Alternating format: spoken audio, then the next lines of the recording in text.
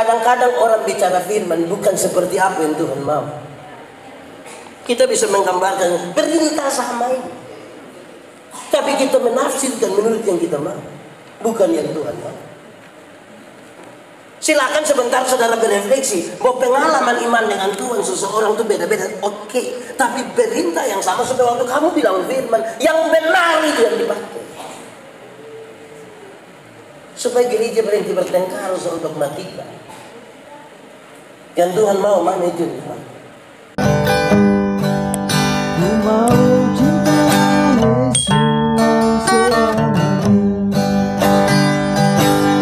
Saudara-saudara, mari kita berdoa. Ya Tuhan Allah, kami mohon kepada-Mu, kuatkanlah dan teguhkanlah iman kami, supaya waktu di mana kami belajar firman Tuhan, biarlah ini menjadi waktu paling baik buat kami. Kami berdoa Tuhan menjauhkan semua pengoda pencobaan. Biar dalam nama-Mu kami belajar firman Tuhan. Terima kasih Tuhan, kami rindu pada firman. Berfirmanlah bagi kami Tuhan, di dalam nama Yesus, firman yang hidup itu kami berdoa. Amin. Bapak Ibu Saudara, silakan duduk dalam sukacita kita hari ini. Saatnya kita, mari kita renungkan satu bagian pembacaan Alkitab, surat Efesus pasal 6. Efesus pasal 6 ayat 10 sampai ayat yang ke-20. Efesus 6 ayat 10 sampai ayat yang ke-20. Yang sudah dapat katakan amin. Amin. Amin betul. Tidak bukan juga amin. Baik, Efesus pasal 6 ayat 10 sampai ayat yang ke-20, kelengkapan rohani. Akhirnya, hendaklah kamu kuat di dalam Tuhan, di dalam kekuatan kuasa-Nya. Kenakanlah seluruh perlengkapan senjata Allah, supaya kamu dapat bertahan melawan tipu muslihat iblis. Karena perjuangan kita bukanlah melawan darah dan daging, tetapi melawan pemerintah-pemerintah, melawan penguasa-penguasa, melawan penghulu-penghulu dunia yang gelap ini, melawan roh-roh jahat di udara. Sebab itu ambillah seluruh perlengkapan senjata Allah, supaya kamu dapat mengadakan perlawanan pada hari yang jahat itu dan tetap berdiri sesudah kamu menyelesaikan segala sesuatu. Jadi berdirilah tegak, berikan pinggangan kebenaran dan berbaju sirahkan keadilan. Kakimu berkasutkan kerelaan untuk memberitakan Injil damai sejahtera. Dalam segala keadaan pergunakanlah perisai iman, sebab dengan perisai itu kamu akan dapat memadamkan semua panah api dari si jahat. Dan terimalah ketopong keselamatan dan pedang roh, yaitu firman Allah. Dalam segala doa dan permohonan, berdoalah setiap waktu dalam roh, dan berjaga-jagalah di dalam doamu itu dengan permohonan yang tak putus-putusnya untuk segala orang kudus, juga untuk aku, supaya kepadaku jika aku membuka mulutku dikaruniakan perkataan yang benar, agar dengan demikian, agar dengan keberanian aku memberitakan rahasia Injil yang kulayani sebagai utusan yang dipenjarakan.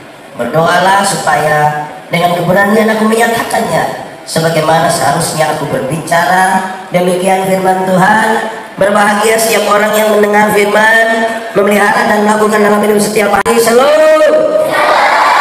Yang di luar shalom. Semuanya shalom.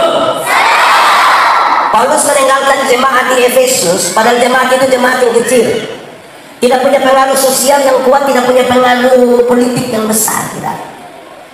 Padahal waktu Paulus meninggalkan mereka, Paulus tahu betul bahwa dunia adalah medan pertempuran, dunia itu tempat berperang.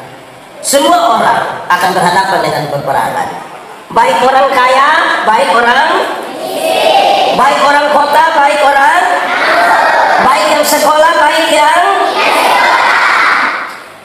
Paulus mendefinisikan musuh kita ada dua. Satu musuh yang kelihatan dan yang kedua musuh yang kalau musuh yang kelihatan mungkin gampang, dia lari datang dari sana, kan kita tinggal lempar atau sili atau lari atau kamu ada pistol. Itu kalau musuhnya kelihatan. Lalu bagaimana kalau musuhnya tidak kelihatan? Itu yang jadi soal. Saya mau tanya dulu, corona itu kelihatan atau tidak kelihatan? Kalau suanggi kelihatan atau tidak kelihatan? Kadang-kadang kelihatan. Di Karisin ada yang suanggi. Kamu ngomong ya? Nah ini serius. Paulus kasih tahu, kita berhadapan dengan iblis yang kerjanya tipu-tipu. Kerjanya apa? Tipu-tipu. Di sini ada yang biasa tipu. Dia ada ikut ibadah. Nah dia laki-laki kok perempuan. Perempuan. Anak dong ini memang. Saya biasa tanya orang, tipu boleh ke tidak? Tidak. Tipu boleh ke tidak? Tidak. Kalau untuk kebaikan kita tipu tidak boleh. Siapa yang tidak ada tipu untuk kebaikan. Tipu itu tipu. Amin. Paulus meninggalkan jemaat. Paulus kemana? Paulus masuk penjara. Pak Pendeta, Paulus masuk penjara karena dia mencuri kan? Tidak. Dia masuk penjara karena dia bikin kejahatan kriminal yang besar? Tidak. Lalu kenapa Paulus masuk penjara? Karena dia coba-coba percaya pada Tuhan Yesus. Keputusan untuk percaya pada Tuhan Yesus, keputusan untuk memberitakan tentang Tuhan Yesus membuat Paulus kena tangkap masuk penjara. Ini berbeda dengan kerinduan banyak orang percaya. Banyak orang pikir kalau percaya pada Tuhan Yesus itu kita bebas dari masalah. Banyak orang pikir kalau percaya pada Tuhan Yesus itu jalan lurus tanpa masalah. Kadang-kadang orang pikir kalau percaya Tuhan Yesus itu sakit kepala tinggal tunjuk begini terus bilang dalam nama Yesus. Bahkan separuh pikir kalau percaya pada Tuhan Yesus maka pagi-pagi kok petugas koperasi datang. Itu Tuhan Yesus kasih kelihatan dia supaya dia pergi ke tangga perut. Di sini juga kenal petugas koperasi. Dia biasa datang harian kok mingguan. Hancurkan. Nanti saya kasih tau kok tidak usah datang-datang lagi di sini. Mau kok? Ya. Oke. Baik. Saudara, Paulus keputusan percaya pada Tuhan Yesus membuat dia masuk penjara. Saya mau tanya, di Kalisin dan kita semua yang hadir ini semua percaya Tuhan Yesus? Amin. Benar-benar percaya? Berarti sudah siap masuk penjara? Ini saudara mulai menurun ini. Ini percaya Tuhan Yesus? Benar-benar percaya?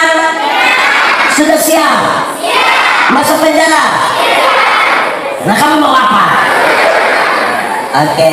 Nah waktu di penjara itulah Paulus melihat ini serdadu-serdadu pakai pakaian perlengkapan perang dari ujung kaki sampai ujung kepala. Berdasarkan tampilan itu dia mau nasihat ini jemaat kecil yang dia tinggalkan itu. Paulus kasih tahu, walaupun kamu kecil banyak orang tidak pandang dengan kamu, tapi kamu jangan takut. Dia kasih tahu, pakailah ikat pinggang. Pakai apa? Yang namanya kebenaran. Ikat pinggang namanya? Tahu ikat pinggang? Pernah pakai ikat pinggang? Nah kita pakai ikat pinggang untuk pakai ikat pinggang supaya apa? Supaya celana rendah. Ya toh? Pakai ikat pinggang. Nah saudara-saudara, itu tentara Romawi dulu kalau pakai ikat pinggang. Itu ikat pinggang itu tempat di mana mereka taruh mereka punya pedang. Supaya apa? Supaya mereka bisa bergerak bebas. Supaya apa? Bayangkan kalau musuh datang dan sana dia mau tarik celana, kau bakal lagi tarik celana, lama-lama dia mati. Dia mesti bergerak bebas. Jemaat gitu jemaat itu Paulus nasihat orang, kamu ini yang kamu bikin benar saja orang cari kamu ke sana. Karena itu kamu harus pakai ikat pinggang namanya apa? Oke, saya mau tanya kita dulu. Ada dua kata dalam bahasa Indonesia, benar dan betul. Benar dan betul sama kok beda? Benar dan betul sama kok beda? Beda kok sama? Yang di sini benar dan betul sama kok beda? Benar dan betul sama kok beda? Semuanya benar dan betul sama kok beda? Sama. Tulisannya beda, dia punya arti sama. Benar bisa berarti betul, betul bisa berarti benar. Tapi dua kata yang sama ini, kalau sama-sama diberi awalan ke dan akhiran an, benar akan jadi? Betul akan jadi? Masih sama artinya? Tidak. Kebenaran arti lain, kebetulan arti lain. Saya mau tanya kita jawab jujur. Kalau hari ini kita ikut ibadah di sini, kebenaran atau kebetulan? Saya kira kebetulan memang tidak ini kebenaran Kalau Tuhan Yesus mati bagi kita kebenaran atau kebetulan? Kalau kita masih hidup sampai hari ini kebenaran atau kebetulan? Kalau Tuhan Yesus naik ke surga, siapkan tempat bagi kita kebenaran atau kebetulan? Saya geser sedikit. Kalau kita kulit hitam, kebenaran atau kebetulan? Apa? Kalau kita kulit hitam termasuk kebenaran atau kebetulan? Kebenaran.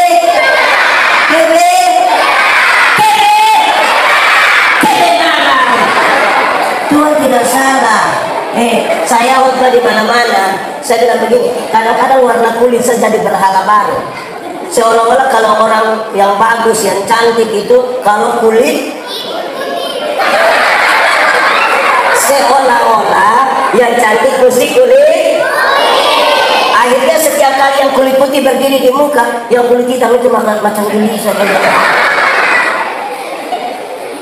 Padahal ada lagu dulu bilang, biarlah yang hitam, biarlah yang hitam, jangan harapkan mau pakai okir juga tidak bisa. Saudara pakai pemutih itu maaf di muka sah, leher di bawah gelap lagi. Kalau kita rambut keriting, kebenaran atau kebetulan? Ini saya khotbah di acara mendorong budaya positif Valentine. Saya bilang di hari kasih sayang ini, yang paling akan menikmati pelayan seorang suami adalah mereka yang rambut keriting, yang rambut lurus delai tidak. Mungkin karena lurus jadi licin, licin. Kita belai, kita pegang di kepala baru kita bilang sayang. Itu tidak. Yang keriting itu dibelai menarik. Sayang. Oke, baik. Saya mau tanya, tolong jawab. Kita semua tinggal dalam kebenaran. Amin. Amin saja atau terlalu amin? Yakin tinggal dalam kebenaran? Oke, banyak orang, saya yakin saudara-saudara mengatakan bahwa tinggal dalam kebenaran. Tapi Alkitab mengisyaratkan, Alkitab kasih tahu, kebenaran dalam Alkitab itu punya 3 hal, punya 3 dimensi. Satu, kebenaran itu berdimensi legal, legalitas, ikut aturan. Semua bentuk pelanggaran terhadap aturan itu tidak benar dan Tuhan Allah tidak mau. Legalitas yang dibangun di atas pulihnya hubungan antara manusia berdosa dengan Tuhan. Nah, saya mau tanya kita dulu, kita pakai contoh ini saja. Saudara tahu motor? Pernah naik motor? Siapa punya? Sendiri punya? Sendiri punya kok? Bapak mama punya? Sulunas? Oke, baik. Kalau naik motor, SIM ada, STNK ada, lampu-lampu ada, pakai helm, kaca spion ada, dorang operasi lalu lintas di OSAU. Berani Pi?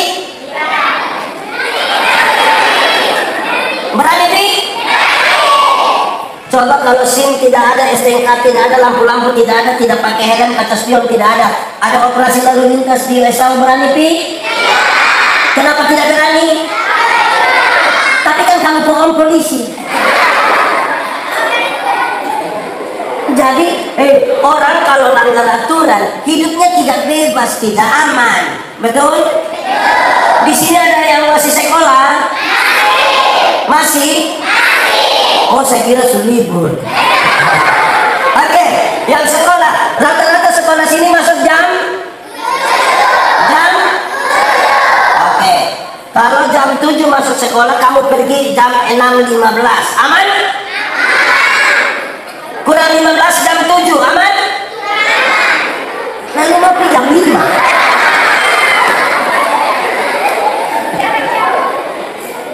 Oke, kalau sampai sekolah kurang 15 jam 7, aman? Kalau orang sampai tidak terlambat, itu kan dia jalan saja, selamat pagi, shalom. Tapi coba bayangkan, sekolah jam 7, kita sampai setengah 9. Aman? Sudah bisa bayangkan dia cara jalan?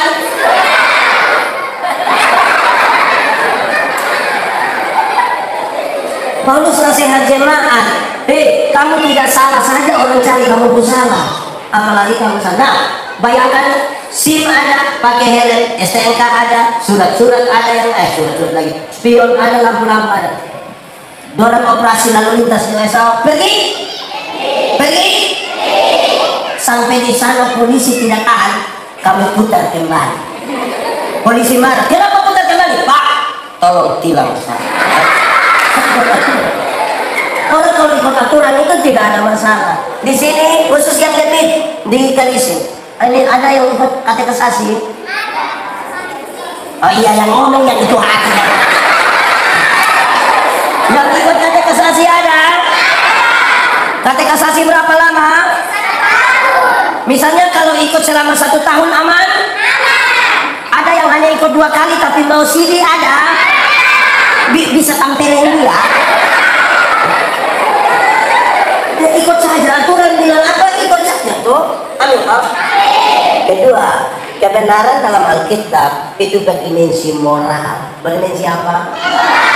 Moralitas itu kesatuan antara pikiran, perkataan, dan perbuatan.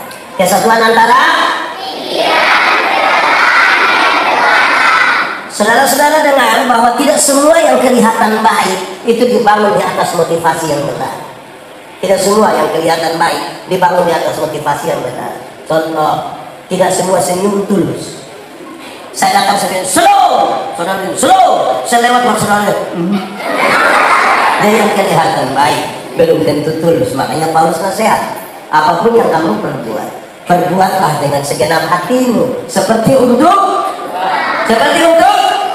dan bukan untuk. Di mana-mana saya bilang, orang tanya saya, pendeta, yuk, khotbah yang baik itu yang ke mana? Sebenarnya maksud. Khotbah yang baik itu tulis atau tidak tulis, berapi-api atau berair-air. Sebelum khotbah yang baik bukan soal tulis atau tidak tulis, bukan soal berapi-api atau berair-air. Khotbah yang baik ialah omong karmana, bikin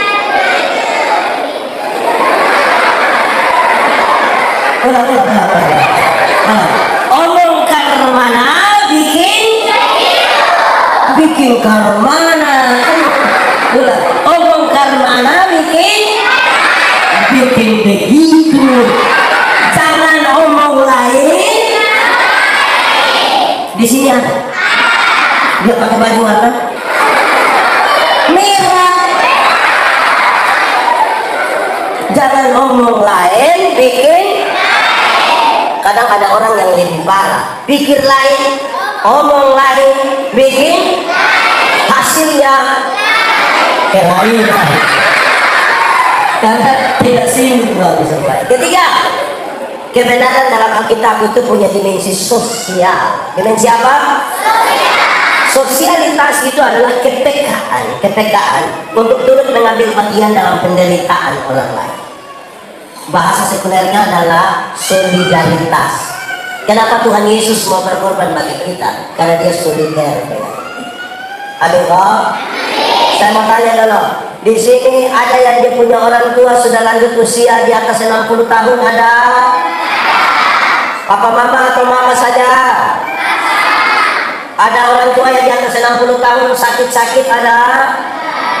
Dia pun anak dong ada urus. Anak dong ada urus.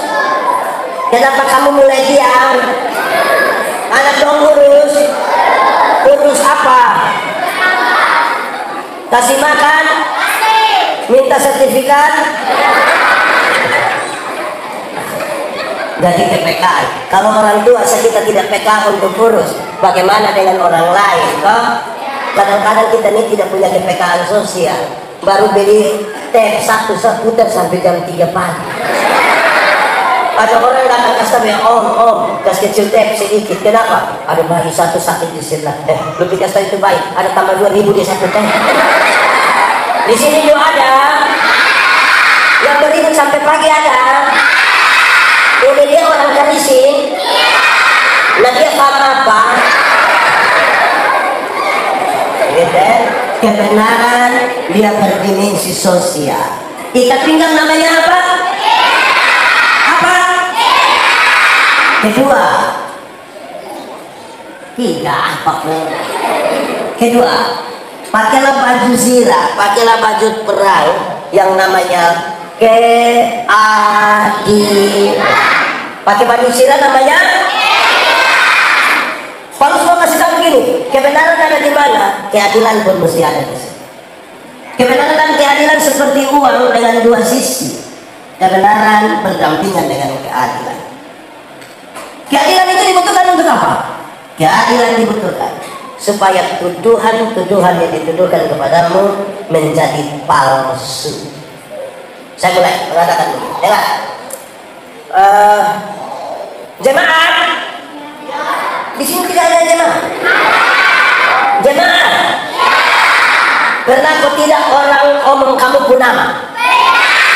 Padahal yang kau omong itu tidak betul. Jengkel kau tidak? Mau cek ke dia kau tidak? Oke. Lalu yang kau omong itu tidak benar. Lantas saudara setengah mati mau klarifikasi di Facebook, bikin status, kalau tidak tahu tentang saya jangan omong ke tahu-tahu. Kalau tidak tahu tentang saya jangan omong ke tahu-tahu, karena setan paling suka orang yang tidak tahu apa-apa tapi omong ke tahu-tahu. Itu saya mau kasih tahu saudara, dengar. Tuhan Yesus bilang, lakukanlah dengan adil supaya Tuhan Yesus, Paulus tadi bilang, lakukanlah dengan adil supaya tuduhan supaya tuduhan menjadi palsu. Maksudnya begini, dengar. Itu jemaat orang itu. Orang kan kelompok kecil. Waktu dong ibadah di sana, orang mungkin hina-hina orang. Mungkin orang bilang begini, itu manusia yang tahu roh apa dan naik dan dorong. Tidak usah bantah, tidak usah berperang, tidak usah mau cek orang, lakukanlah dengan adil anak baik. Tuhan Yesus memberkati. Lakukanlah dengan adil. Keadilan dibutuhkan supaya tuduhan menjadi palsu. Contoh, saya punya bapak, saya sebut bapak kandung. Saya sebut bapak. Saya punya istri, punya bapak, saya sebut bapak. Bapak dari relasi. Jadi kita nikah dengan sama-sama pengantin orang relasi. Ulang. Saya punya bapak, saya sebut bapak. Saya punya istri, punya bapak, saya sebut bapak. Dari, kalau saya ambil 100.000, kasih saya punya bapak kandung. Adil kalau saya ambil 100.000 kasih saya punya bapak. Supaya waktu saya punya istri lihat saya kasih 100.000 di saya punya bapak kandung. Terus dia bilang, kau ambil mau kasih lu punya bapak. Tanpa saya menjawab, dia punya bapak yang bilang, jangan marah kau Puswa, kan dia juga kasih saya 100.000. Tuduhan menjadi palsu. Keadilan dibutuhkan. Keadilan itu bukan sekedar berbagi roti yang sama. Keadilan juga termasuk kalau engkau menuntut hak, lakukan juga. Kalau engkau menuntut hak, lakukan juga. Keadilan juga bermaksud kalau kamu minta kepada Tuhan berkat-berkat jasmani, jangan lupa meminta berkat. Oke. Saya mau tanya, ada saya punya potongan video satu beredar sangat luas. Ketika saya bilang begini, kalau jam 5 pesta, jam 5 ibadah, pilih mana? Kalau jam 5 pesta, jam 5 ibadah, pilih mana? Pilih mana? Pilih mana? Pilih pesta tidak apa-apa. Jangan terlalu rohani-rohani juga. Yang menjadi soal adalah bukan kita pilih apa. Yang menjadi soal adalah alasan kita memilih. Bapak, kenapa tidak beribadah tapi di pesta? Ada Pak Pendeta minta maaf. Tuan rumah undang langsung. Ini kalau tuan rumah undang langsung itu keperasaan. Ketidakenakan kita pilih, tidak pilih. Tapi kalau saya tanya dan jawab begini, Bapak, kenapa tidak beribadah tapi di pesta? Pak Pendeta Yandi minta maaf. Tuan rumah undang langsung. Oh, Bapak mau Tuhan undang langsung. Di sini ada yang mau Tuhan undang langsung supaya kita minta Tuhan undang dia sekarang. Kadang-kadang kita tidak adil. Yang Tuhan punya kita abaikan gampang-gampang saja. Betul. Ini saudara, saya mau tanya dulu, saya mau tanya gitu dulu, tolong jawab. Pernah atau tidak saudara dapat bantuan tunai langsung dari pemerintah? Dapat, pernah atau tidak? 800.000 lah. Oh, pernah toh? Biasa dong bagi di kantor desa jam. Biasa bagi di kantor desa jam 9 kok. Oke, pertanyaan terakhir. Pijam. Sudah, dong bagi jam 9. Kamu pijam. Pijam. Kenapa dong bagi jam 10 setengah 3 kamu supir? Kalau dapat bantuan begitu tuh, udah Pak tahu sendiri lah kalau kita tanya. Di sini tuh ada begitu. Biasa omong begitu. Yang omong tuh ada di sini. Cok tunjuk ya. Nah, saya mau tanya, Ibu Pendeta, di sini biasa gereja jam berapa? Jam 8. Nah. Dok suami istri susia baik-baik. Jam 8 dong belum datang. Nanti anak-anak dan bapak, mama, jam 8, kenapa kok balon pi? Belum ada orang. Kok kamu sudah yang orang, mau orang mana? Kayak apa kurang? Tidak adil, itu adil kok tidak? Sebagai pendeta nih, kadang-kadang kita heran, sebagai pendeta jemaat, kita sekarang dari pendeta jemaat. Betul cukup heran. Kenapa? Kalau ada ibadah syukur begitu di rumah maupun itu menarik karena apa? Karena waktu ibadah orang sedikit.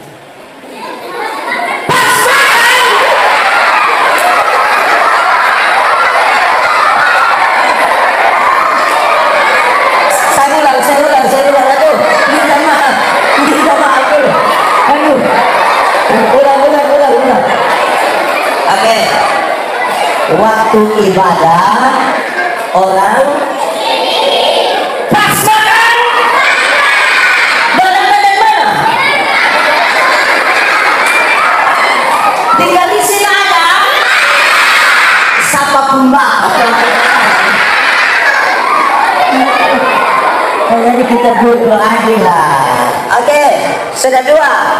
1, kebenaran namanya, ikat pinggang namanya, baju sirah namanya. Ketiga, pakailah sepatu, kasut, sendal yang namanya kerelaan. Namanya apa? Memang bikin apa-apa kalau tidak rela itu tidak baik. Amin toh? Kita ikut ibadah tuh kalau tidak rela itu tidak baik. Betul? Sekarang saya mau tanya dulu. Anak-anak, kamu pernah putus cinta? Yang istri dong datang. Yang istri dong. Ulang. Anak-anak, pernah putus cinta? Serius? Oh, baik. Kamu kalau putus cinta dan kamu tidak segera rela, kamu tidak move on sudah, kamu akan sakit hati dari taman SMP sampai mati. Karena itu dong pas foto dan dikutang kamu yang tersirat. Nanti pas dia foto dan dikutang kamu capture itu foto, lingkar merah diikutang pun kepala. Anak-anak merah tunjuk di rumah. Messenger itu diomor tanya, siapa tuh? Itu kamu suka lupa. Jadi rela itu penting. Amin kok. Tapi dengar, saudara bayangkan kalau misalnya kita ada baju satu, itu baju terbaik sudah, itu baju paling hebat sudah. Di pesta jadi itu baju, di orang mati jadi itu baju, syukuran jadi itu baju, pokoknya itu baju terbaik sudah, itu baju sudah. Warna putih, pokoknya itu. Terus satu saat mau di acara, ada kita punya adik dari kampung datang dengan sushi, pinggang sushi pun baju yang putih itu. Terus kita masih pikir-pikir kok mau ini apa, mau tolak dia pun permintaan orang tua bilang kasih. Ini engkau saudara ini, besok-besok engkau kalau susah itu bukan baju yang tolong, tapi saudara yang tolong. Saudara bayangkan kalau kita kasih tapi tidak rela. Bisa bayangkan kalau kasih tapi tidak rela? Kan saudara pegang di ujung tapi Bang bilang, ambil teh, itu hari itu ada tambah 2.000. Ini ambil teh itu hari waktu live RB di Facebook, lu yang jawab, lu yang bilang fix saya.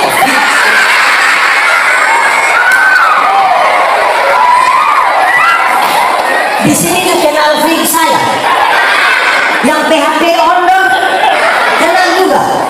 Utang telah. Jadi kalau tidak rela tidak bisa, tapi bukan itu yang Paulus maksud.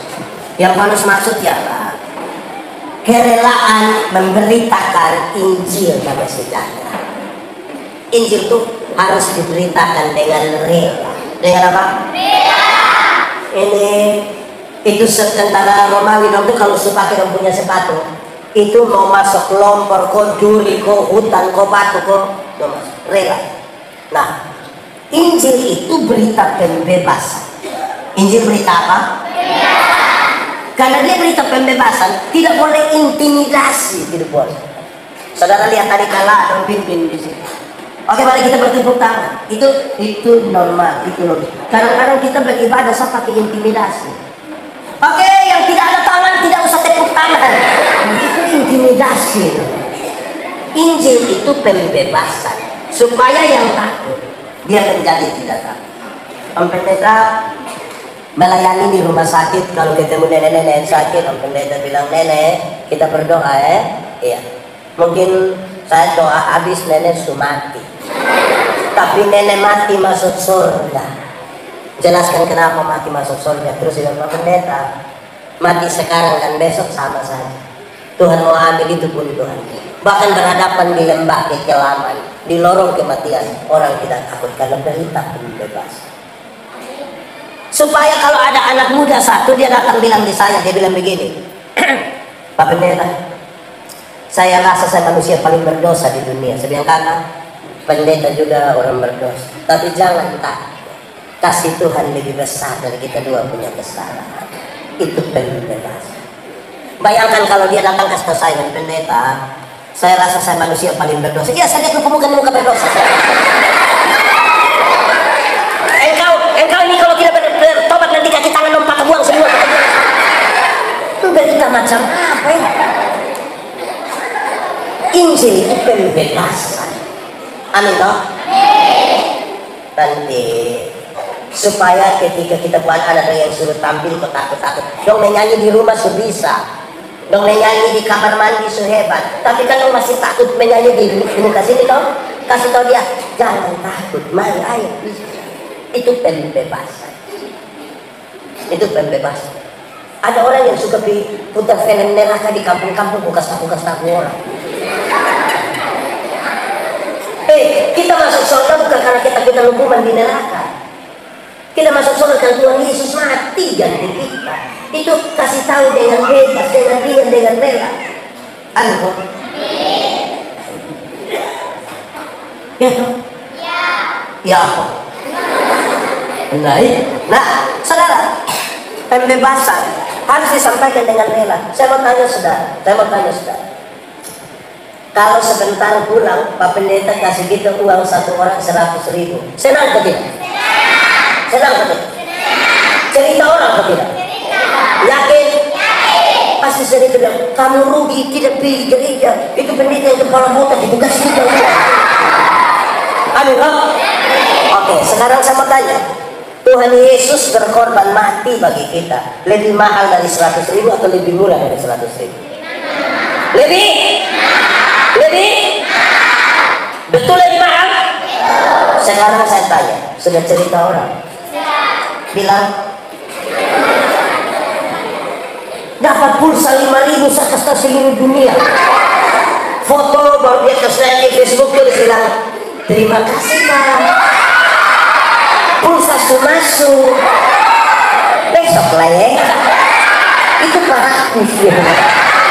Dapat pulsa 5.000 kasih tahu semua orang, tapi Tuhan Yesus mati bagi kita dengan harga yang sangat mahal. Kita tidak berani untuk menyampaikan kepada pakai kasut yang namanya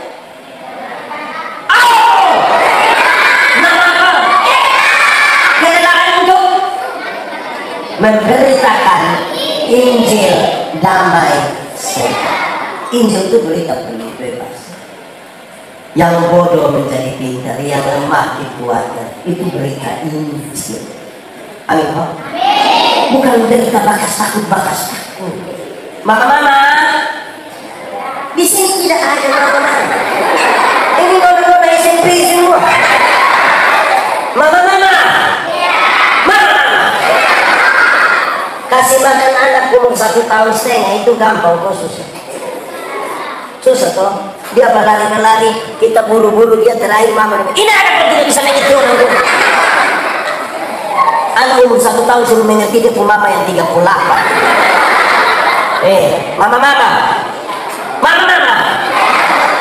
Kalau anak tidak mau makan, jangan kasih takut dia. Om baba adek makan, ayo makan supaya sehat. Ayo.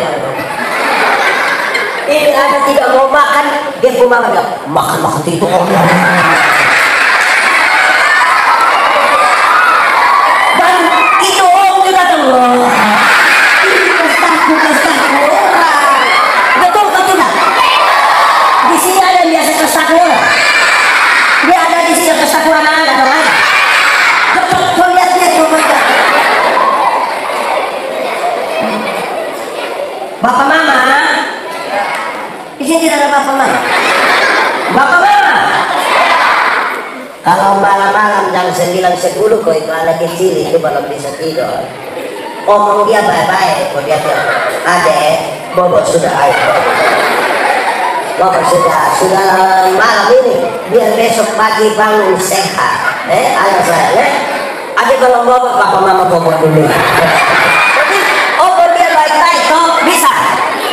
Ini anak tidak tidur, dia pun bapak mama sepakat kasih mati lampu. Setelah lampu mati, dia pun bapak keluar dari pintu belakang, jalan menuju jendela kamar. Terus dia pun bapak garu jendela. Dia pun mama sengaja kaget di dalam.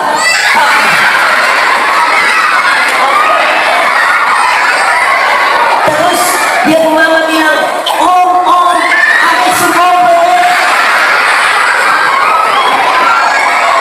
Ini nama keluarga tipu-tipu. Ini setan bekerja. Di sini juga ada. Itu bapak mama dong ada di sini. Cok. Injil itu pembebasan. Oke. Setiga. 1, ikat pinggang namanya. Baju sirah namanya. Sepatu namanya. Kerelaan untuk. Oke. Keempat, pakailah perisai namanya iman. Perisai namanya perisai dulu itu ada 2. 1 perisai yang kecil ditaruh di tangan untuk berkelahi yang 1 lawan 1 pakai pedang. Taruh. Yang kedua, perisai yang besar seperti di meja makan itu nama apa?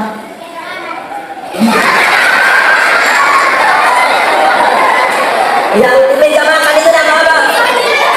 Untuk saya. Oke. Itu yang di meja makan itu dibutuhkan kenapa? Orang dulu itu kalau berperang mereka pakai anak panah. Anak panah bukan saja banyak, bukan saja tajam, tapi waktu mau panah mereka celup dulu di ter yang panas, terus dibakar. Baru mereka panas 100-200 anak panah atau sekali. Kalau mau pakai yang kecil, kotak susah kita mati. Jadi mesti pakai yang besar itu supaya bisa. Kenapa iman dibutuhkan? Paulus kasih tahu jemaat, kamu jemaat kecil, tantangan itu datang kadang-kadang kita tidak duga. Untuk banyak hal yang tidak diduga, mesti pakai iman. Pakai apa? Oke. Ibrani pasal 11 ayat 1 dia bilang, iman adalah dasar dari yang kita harapkan dan bukti dari segala sesuatu yang ada beberapa kata kunci yang saya mau jelaskan tentang iman. Pertama, dasar. Iman itu apa? Dasar itu fundere. Tahu fondasi? Yang mana? Fondasi. Teorinya mengatakan fondasi kuat, bangunan kuat. Fondasi miring, bangunan. Dia fondasi dari apa? Fondasi dari yang kita harapkan. Harapan itu apa? Idealisme masa depan, cita-cita. Mau jadi orang paling kaya silakan. Mau jadi orang paling sukses silakan. Saudara mau jadi orang paling cantik silakan. Tapi dibangun di atas fondasi apa itu yang penting. Karena orang yang tidak percaya Tuhan juga punya mimpi untuk menjadi sukses, jadi kaya, jadi cantik. Itu fondasi. Kedua, bukti. Bukti dari yang tidak kelihatan. Maksudnya nah, ini arsitek. Tahu arsitek? Dia punya oke. Arsitek itu dia kerja apa? Dia kerja gambar apa? Oke. Arsitek itu waktu dia mau gambar sebuah bangunan, itu belum kelihatan itu bangunan atau sudah kelihatan? Yang belum kelihatan itu dia taruh di situ. Kamar berapa, ukuran berapa, ada di mana, pintu di mana, jendela di mana, dia punya tangga di mana. Itu yang belum kelihatan semua dia taruh. Setelah semua lengkap di sini, baru dia taruh di satu kertas yang kelihatan. Amin. Dari kertas yang kelihatan itu orang mulai mengerjakan sesuai gambar. Dari sesuatu yang tidak dilihat menjadi sesuatu yang kelihatan. Amin. Ketika bangunan itu menjadi ada, katakanlah ini gereja, digambar, setelah dia menjadi bagus, saudara foto-foto di depan, saudara mengagumi ini bangunan. Semua yang foto di depan tidak tahu titik-titik terkuat dari ini bangunan ada di mana. Ini pernah foto di muka gereja. Nah, kamu tahu cakar ayam di mana? Tidak tahu. Yang memungkinkan tahu di mana titik-titik terkuat dari ini gedung adalah dua orang yang menggapai dan tukang yang mengerjakan. Amin. Jadi iman itu menjadi perisai titik terkuat. Orang mengagumi kemegahan yang kelihatan. Tuhan menyelidiki hati yang bagaimana. Amin. Tiga tinggal nama. Baju zirah nama. Sepatu nama. Perisai nama. Berikut. Pakailah ketopong. Ketopong itu helm, pelindung kepala, masker, tapi bukan yang ini terbuat dari balai, perang, terus keluar melindungi. Ketopong itu namanya keselamatan. Ketopong itu namanya. Dia pada saat jemaat, kamu ada susah-susah begitu, tapi kalau kami masih hidup sampai hari ini, itu karena keselamatan yang Tuhan berikan. Saudara ada masalah kok? Ada masalah? Ada masalah kok tidak? Tidak usah omong. Saya lihat yang ini bukan masalah sih. Masalah ialah kesenjangan antara harapan dan kenyataan. Harapan menikah umur 27, kenyataan sudah 34. Harapan menikah dengan dia, ternyata dia nikah dan kita pun tema. Jadi masalah ini kita terima baik-baik. Nah, kalian pakailah. Kamu ada masalah, tapi kalau kamu masih hidup hingga hari ini, itu karena apa? Keselamatan yang Tuhan berikan. Kalau kamu punya keyakinan kehidupan kekal, kenapa? Tuhan memberikan kepada orang-orang yang aktif di perkabaran Injil. Mereka suka pakai ini ilustrasi. Mereka bilang begini. Dosa itu apa? Dosa itu melanggar kehendak Allah. Amin. Satu hari kita langgar kehendak Allah berapa kali? Satu hari kita langgar kehendak Allah berapa kali? Banyak atau sedikit? Bisa hitung atau tidak? Sendiri buat atau sendiri tidak bisa hitung? Tapi kau bilang begini, anggaplah satu hari kita bikin dosa 3. Dosa pikiran 1, dosa perkataan 1, dosa perbuatan 1. Berarti satu hari berapa? 3. Kalau satu hari 3, Satu bulan berapa? 3 kali 30 hari berapa? 90. Kalau satu bulan 90, satu tahun berapa? 90 kali 12 bulan berapa? 1080. Taruhlah 1000. Satu hari 3, satu bulan 90, satu tahun 1000. Mari sekarang coba kita kali dengan kita umur hari ini. Pendeta Yandi umur 46 tahun kali 1000. 46 kali 1000.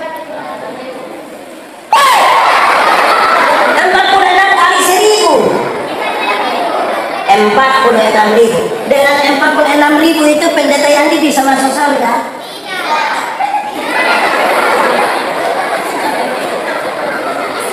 Oke, Kak, umur berapa sekarang? Berapa saya?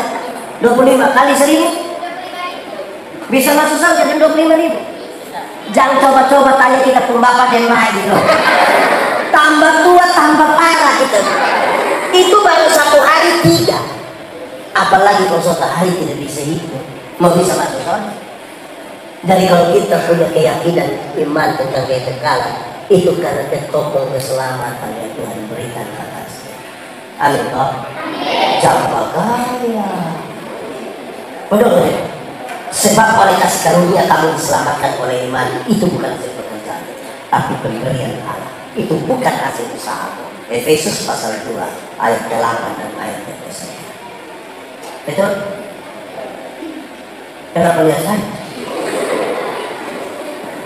Ikat pinggang namanya? Baju sirah namanya? Sepatu namanya? Ketopong namanya? Perisai namanya? Ketopong namanya? Oke. 5 alat ini, 5 yang disampaikan di awal. Perlengkapan perang yang 5 di awal. Itu adalah perlengkapan bertahan. Perlengkapan apa? Oke, sekarang saya mau tanya. Digarisin terutama yang laki-laki, perempuan juga boleh. Ada yang suka menonton sepak bola? Real Madrid atau Barcelona? Real atau Barca? Real atau Barca? Barca atau Real? Real atau Barca? Oke, taruhlah Real. Oke. Real itu kalau tiap hari hanya bertahan lawan Mesal juga kan? Dia harus menyerang untuk memenangkan pertandingan. Amin. Lalu disampaikan 2 senjata untuk kan yang 5 tadi itu untuk bertahan. Ikat pinggang namanya, baju sirah namanya, sepatu namanya, perisai namanya, ketopong namanya. Itu semua untuk sekarang bertahan. Oke. Sekarang dia kasih tahu 2 senjata. Senjata yang pertama adalah firman. Senjata pertama apa? Firman itu seperti pedang. Dia iris ke depan, dia iris juga ke belakang. Firman itu yang memutuskan saya setuju dengan Anda atau saya tidak setuju dengan Anda. Firman itu yang membuat saya mau berdiri di posisi mana. Tapi firman itu yang dia bilang seperti pedang bermata 2. Kalau berani kutip untuk orang lain firman, jangan lupa kutip untuk diri sendiri. Amin kok? Jangan sampai sebentar ada yang bilang saya Pak Pendeta, khotbah tadi pas dengan dia. Habis dia ngomong tidak pas dan saya tidak mau. Dan saya firman pas sampai gini dia serong jangan. Oke. Tapi firman yang mana? Firman harus sesuai yang Tuhan punya mau. Jangan kita pun mau. Amin. Banyak orang kutip firman tapi ikut dia pun mau. Oke, kita kasih contoh. Ada yang bawa poin? Ada yang pegang pen apa? Yang sekaligus kertas ada? Oke, Kak, 1 ada di situ 1. Bilang ada di situ. Oke, sudah pegang cari kertas 1. Tidak usah besar-besar. 2 orang, boleh tambah 1 orang, boleh tambah 1. Apa yang ada poin? Ada? Ada kok? Ada. Oke, supaya firman yang seperti apa yang kita mau sampaikan sekarang. Jelas ya? Oke, sekarang ikutin perintah 3 orang. 1, ya, 2, 3. Ikut perintah. Silakan, gambar kepala. Gambar saja. bukan saya bagus, tapi saya yakin tidak bagus tapi gambar. Gambar kepala, sudah. Gambar mata, sudah. Gambar telinga, sudah. Gambar mulut, sudah. Gambar hidung, ya saya belum gambar dulu. Sudah, sudah kok. Oke, gambar badan, sudah.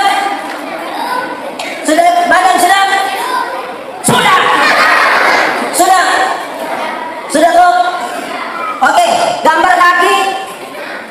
Gambar kaki sudah. Sudah. Sudah. Oke. Gambar ekor. Ekor lagi. Gambar saja ekor, tidak apa-apa, gambar saja. Sudah. Oke, perintah selesai. Boleh dibawa. Boleh dibawa. Boleh dibawa.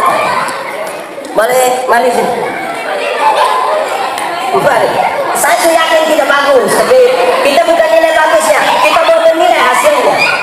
Oke. Sudah. Berapa orang yang perintah? Berapa orang yang perintah? Itu orang nama siapa? Yang diperintah 3 orang mengerjakan. Kamu 3, mari datang dulu. Mari. Tidak ada yang salah, tidak ada yang salah. Tapi saya ingin memberi gambaran tentang firman yang saudara pakai. Oke. Saudara lihat ini gambaran 3 gambar. Mari. Masing-masing pegang dia punya. Ini. Pegang. Saya minta. Mari adik. Saya boleh minta, mari. Mari. 3 orang sedikit silakan berdiri di depan. Angkat itu gambar. Coba kakak lihat ini gambar. 3. Bukan soal bagus, sama gambarannya. Beda. Di sana. Yang ini gambar apa? Manusia. Ini gambar manusia. Yang di sebelah gambar boneka. Saudara lihat apa yang Pak Pendeta mau ngomong. Kadang-kadang orang bicara firman bukan seperti apa yang Tuhan mau. Kita bisa menggambarkan perintah sama ini, tapi kita menafsirkan menurut yang kita mau, bukan yang Tuhan mau. Silakan sebentar saudara berefleksi bahwa pengalaman iman dengan Tuhan seseorang itu beda-beda. Oke, tapi perintah yang sama setelah waktu kamu bilang firman yang benar itu yang dipakai. Supaya gereja berhenti bertengkar soal dogmatika. Yang Tuhan mau mana itu? Kenapa lihat bet? Silakan pulang ke kalian. Perintah yang sama orang bisa buat agak. Padahal yang saya maksud, oke, 3 orang sudah duduk, perhatikan sini. Saudara tahu saya maksud? Saya sebenarnya minta saudara gambar kucing. Saya ingin mengkritisi sesuatu itu penting. Kepala apa yang dia maksudkan? Tapi kita langsung gambar kepala manusia, kepala boneka. Mencari tahu yang benar itu firman. Amin. Oh. Itu senjata pertama. Senjata kedua, doa. Saya belum bahasa di doa, saya belum di firman. Firman itu cermin. Firman itu apa? Tahu cermin? Pernah lihat cermin? Pernah pakai cermin? Cermin itu berfungsi untuk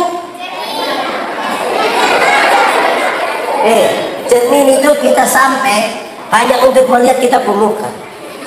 Saya kalau lihat tiba-tiba gitu. Benar nggak? Makin banyak kita bercermin, makin rapi kita punya hidup. Amin. Tapi hati-hati. Kenapa? Karena sama-sama kaca, tapi ada yang nama cermin, ada yang punya nama kaca spion. Betul? Kalau cermin kan kita lihat begini, kalau kaca spion kan kita lihat begini. Betul? Kalau cermin lebih banyak lihat sampah, kalau kaca spion lebih banyak lihat dikalisin lebih banyak kaca spion atau cermin. Kamu yang ngomong. Oke. Senjata. Ulang pertama. Ikat pinggang namanya. Baju sila namanya. Sepatu namanya. Perisai namanya. Ketopong namanya. Senjata pertama. Sekarang senjata kedua apa? Saya mau kasih tahu saudara tentang doa. Ini standar. Doa itu relasi. Doa itu relasi, bukan kata-kata. Doa relasi, bukan kata-kata. Banyak orang terlalu pikir kata-kata sampai lupa bangun relasi. Biar dia paling cerewet ini kalisin, tapi kalau kita bilang sebentar kakak doa makan sembarang. Karena yang dia pikir kata-kata bukan relasi. Amin dong. Kalau kami dua kenal baik, kami dua punya relasi. Saya jalan kaki, dia naik motor, ketemu saya di jalan tanpa saya minta, dia berhenti tanpa saya minta. Pendeta, yo, gimana? Naik. Karena kami dua saling kenal. Amin dong. Bayangkan kalau kami dua tidak kenal, kami dua tidak ada relasi. Saya jalan kaki, dia naik motor, ketemu saya di jalan, dia berhenti, dia tanya saya, ojek kok Pak? Banyak orang memikirkan kata-kata ini, lupa membangun relasi. Padahal doa relasi. Tentang doa, ini sudah berapa? Oke, saya tambah kira-kira 7-10 menit ya. Paulus sampaikan 5 hal tentang doa. 1, berdoalah setiap waktu. Sama-sama 1, 2, 3. Yang dimaksud dengan setiap waktu itu bukan jam 5, jam 6, jam 7, jam 8, jam 9. Yang disebutkan dengan berdoa setiap waktu adalah jangan berdoa menurut suasana hati. Berdoalah waktu kamu senang, berdoalah waktu kamu susah, berdoalah waktu kamu sehat, berdoalah waktu kamu sakit, berdoalah waktu kamu sukses dan ada di atas ketinggian, berdoalah waktu kamu jatuh. Setiap waktu, setiap masa. Kenapa? Ada orang yang sudah senang lupa berdoa. Ada yang senang masih berdoa, tapi ada yang senang lupa. Ada yang susah tidak berdoa lagi. Ada yang susah masih berdoa. Jangan berdoa dengan suasana hati. Kadang-kadang kita buat hati enak, pas lihat makan begini, oke mari kita berdoa semua berdoa. Siapa yang kita berdoa juga tutup. Dia buka mata, orang masih berdoa dia tutup. Itu kalau hati ada enak, hati tidak enak dia pulang langsung makan. So tidak berdoa lagi dia mari. Betul tak? Jadi berdoa jangan bersuasana hati. Manusia selalu ada dalam 3 kondisi. 1, ada kondisi di mana kita mau sesuatu, Tuhan ada juga mau. Senang, kepingin bersaksi. Tapi ada kondisi di mana kita mau, tapi Tuhan tidak mau. Kondisi yang ketiga adalah kondisi di mana Tuhan mau, tapi kita yang berdoa. Tuhan bilang, hei, lihat kok tadi majelis sudah tuh, Pak, saya rasa aduh Pak ini, Pak ini.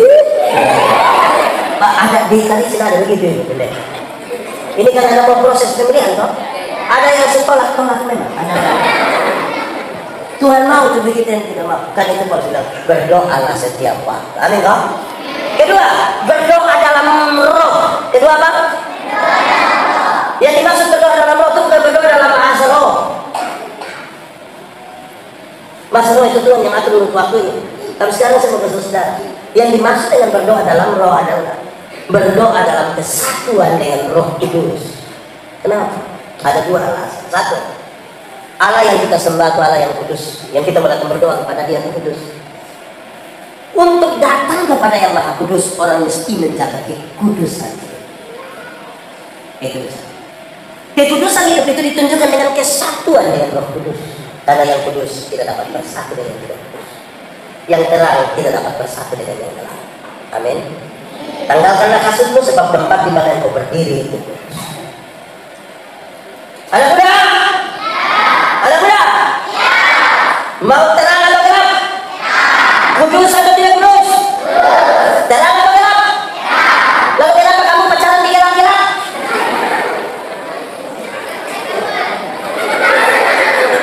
Supaya apa? Oke, jelas deh. Itu alasan pertama. Alasan kedua, orang suka kutip Roma 8 ayat 28. Allah turut bekerja untuk mendatangkan apa? Ingat, sebelum ayat 28 ada ayat 26 dan 27. 26 dan 27 itu kira-kira begini. Roh berdoa untuk hal-hal yang tidak terkata.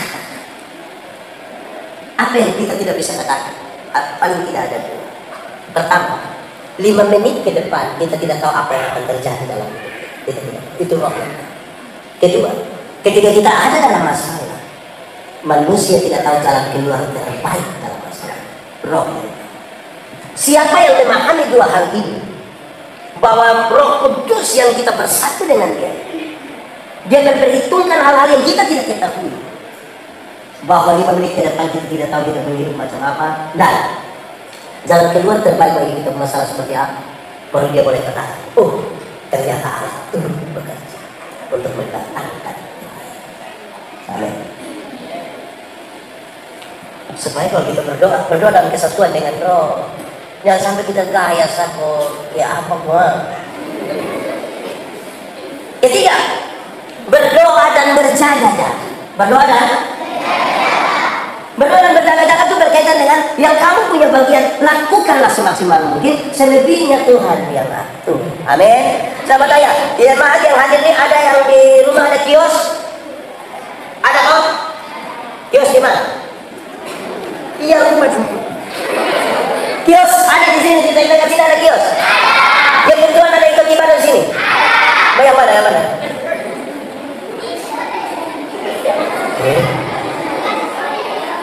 Lah itu, saya tidak minta mobil lah. Satu maksud begini, ibu, baju begini. Ibu kan ada kios di rumah kan? Kita sudah berdoa hari ini. Terus sebentar ibu pulang tidak begini. Anak-anak, papa, sebentar malam itu kita tidur, kita tidak bisa tutup kios. Jadi kenapa mama begitu? Kita sudah berdoa juga kamu takut.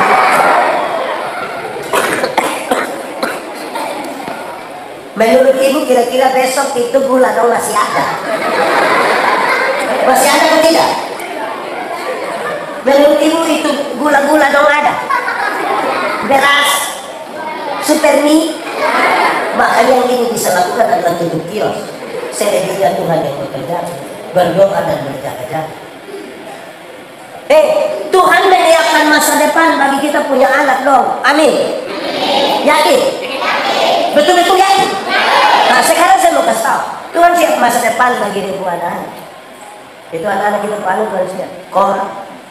Tapi bukan Tuhan yang antar itu anak pun ke sekolah. Siapa yang antar? Orang tua yang antar. Atau sampai di antara kita yang karena dia sibuk, pagi-pagi dia berdoa, Tuhan, saya sibuk ya Tuhan kalau jemput aku. Tuhan yang jemput pulang kita menangis. Itu kita menangis berat itu kalau Tuhan yang jemput. Jadi yang kita pembagian, mati hidup ada di tangan Tuhan, amin. Itu persoalan iman. Dari iman ke stok otak, yo, lu tahu tidak? Kenapa? Mati hidup ada di tangan Tuhan. Oh ya, jadi otak engkau tolong kasih tahu kaki, supaya kalau otot lari kincang kaki jangan lompat ke tengah jalan. Benar? Terkoneksi antara yang kita imani dan yang kita pikirkan sudah kita lakukan. Berdoa dan berjaga. Keempat, berdoa tak putus-putus. Kalau doa jangan putus-putus. Amin. Yang dimaksud dengan putus-putus, tak putus-putus itu dipisahkan dengan doa setiap waktu. Yang dimaksud dengan berdoa tanpa putus-putus itu adalah konektivitas, ketersambungan, instalasi. Ini listrik ini instalasi semua. Kalau sudah terinstalasi begini, mau kasih hidup lampu kan tinggal begini, mau kasih hidup kipas angin kan tinggal tusuk, mau cas HP kan tinggal tusuk kan? Betul atau tidak? Bayangkan kalau di rumah ada yang ada rumah, ada listrik di rumah. Nah bayangkan kalau setiap kali pulang baru bapak bilang jangan lupa beli kabel, lampu dan obeng dan tangga. Kau bikin apa? Pasang listrik. Besok pagi bongkar ya.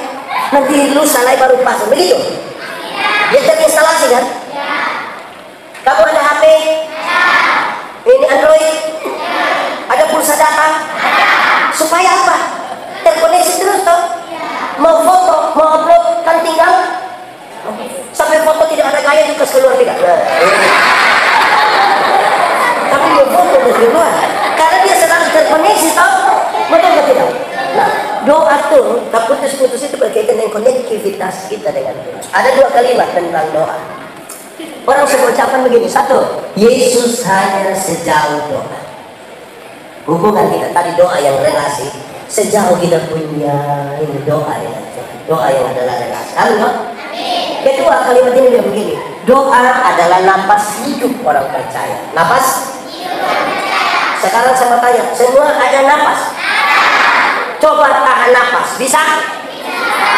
Bisa? Setengah menit bisa? 1 menit? Tahan napas 1 jam? 1 hari? kalau tidak ada kan mati. Kita kalau foto itu kan kenapa semua diam? Kalau semua tahan nafas, terus dia foto, dia kan pakai timer 100.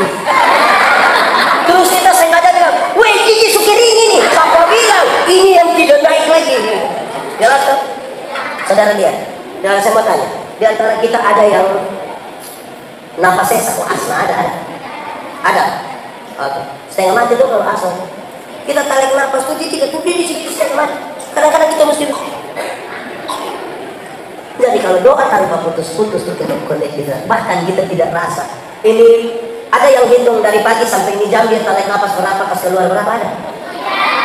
Adakah yang menyadari dan memerintah dia punya pernapasan? Dia kesedang tarik. Lepas lagi. Itu doa yang tak putus-putus itu begitu ya. Kelima, berdoalah bagi orang lain.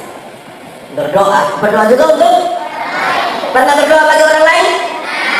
Doa serahkan. Nah doa apa? Dengar, kita nih kalau berdoa menarik. Orang kalau berdoa itu 1 menit pertama waktu dia berdoa itu Tuhan puji Tuhan yang dahsyat, Engkau luar biasa Tuhan, itu 1 menit pertama. Masuk menit kedua itu daftar permintaan. Itu macam proposal gitu. Permintaan 1, 2, 5, 10, 20, 30, 40, 50, 60, 70, 80. Terus semua habis dia bilang, ampunilah segala dosa kami. Dalam nama Yesus kami berdoa. Itu kadang-kadang ada yang tidak langsung ampuni. Ada 1 kalimat sebelum ampuni dia bilang, Tuhan sebenarnya masih banyak hal yang ingin kami lakukan. Wih surah 80 masih banyak. Dan tidak apa-apa juga namanya kan kita minta pada Tuhan. Yang maksud saya adalah coba kita periksa ya. Yang paling banyak kita minta itu sebenarnya untuk kita. Kita jarang untuk orang lain. Kita terlalu egois bahkan sama masalah. Saudara, doa syafaat.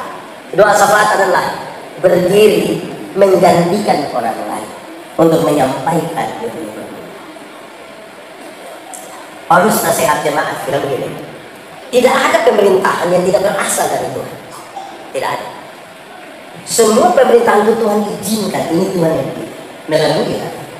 Tapi pada Timotius Paulus nasihat begini, berdoalah bagi para pemimpin. Kenapa? Dengar, waktu dia jadi pemimpin, jadi kepala desa, jadi lurah, jadi bupati, jadi gubernur, jadi presiden, dia ada di pusat. Waktu dia sudah jadi pimpinan, dia dikelilingi oleh banyak sekali kepentingan. Kepentingan tim sukses, kepentingan ring 1, ring 2, kepentingan keluarga, kepentingan istri, kepentingan anak-anak. Akhirnya tempat di mana dia berdiri itu licin sekali, sangat licin. Padahal dia akan mengambil keputusan untuk semua orang, bahkan termasuk kita yang tidak hubungan itu. Dia akan ambil keputusan semua. Itu yang Paulus bilang. Jangan lupa berdoa, tempat ini sangat licin, jangan sampai dia tergelincir dan membahayakan kita. Jangan lupa berdoa. Amin. Kira-kira berdoa. Sulimat lah. 1 berdoa apa?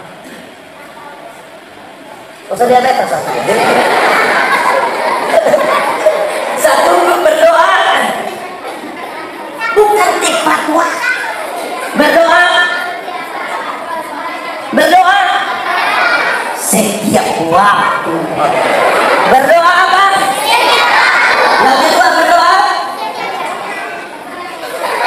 Apa? 1 berdoa. Yang kedua berdoa. Tolong kasih tahu dulu ini yang ayat 18. Ayat 18 Pak. 1 berdoalah. Kedua berdoa.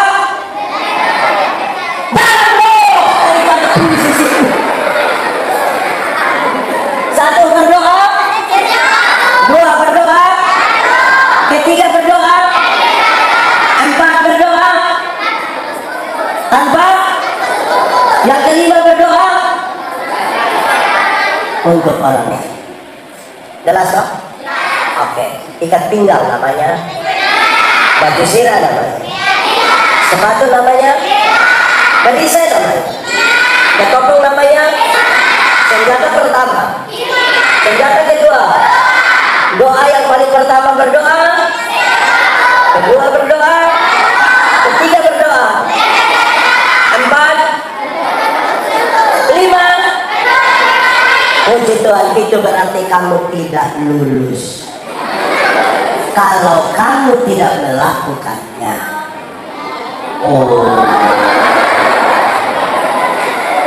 mari kita tunduk kepala di hadapan Tuhan. Mari kita tunduk kepala. Kita angkat hati kita bagi Tuhan. Firman Tuhan berkata, kalau kamu dengar suaranya, jangan keraskan hati. Minta Roh Kudus sebutkan setiap hari. Lembutkan dia, jamah dia, sentuh kita, dia ubahkan kita. Biar kita pulang dengan sukacita hari ini. Ambil waktu 1-2 menit mau berdoa. Berdoa bukan tidur. Kita mau berdoa. Tutup mata. Pakai bahasa timur bilang mata biru. Mari kita tutup mata. Kita rendahkan diri dalam Tuhan. Kita mau katakan sesuatu kepada Tuhan hari ini. Mari tunduk kepala semua.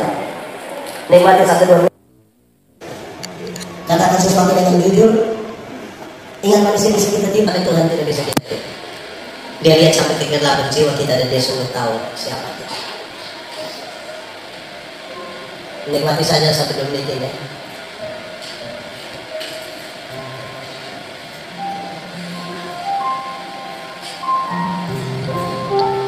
Terus 1-2 menit. Ini bukan soal dengan orang lain, pribadi kita ini.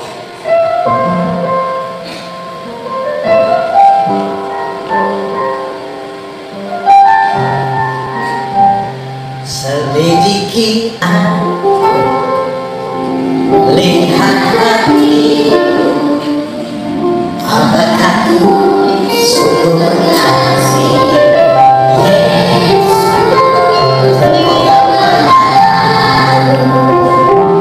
dan mencintai-Mu, tak ada tersembunyi lagi. Sekali lagi lebih sungguh.